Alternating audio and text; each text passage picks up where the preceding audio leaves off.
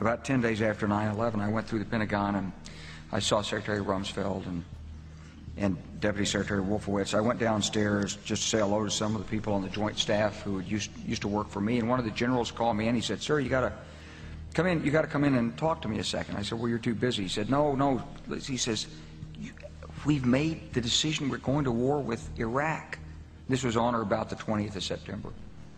I said, "We're going to war with Iraq. Why?"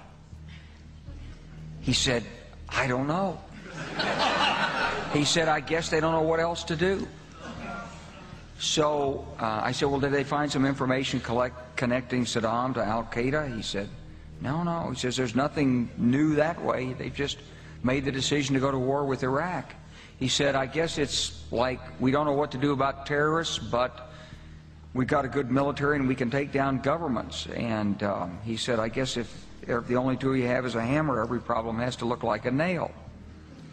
So I came back to see him a few weeks later, and by that time we were bombing in Afghanistan. I said, "Are we still going to war with Iraq?" And he said, "Oh, it's worse than that."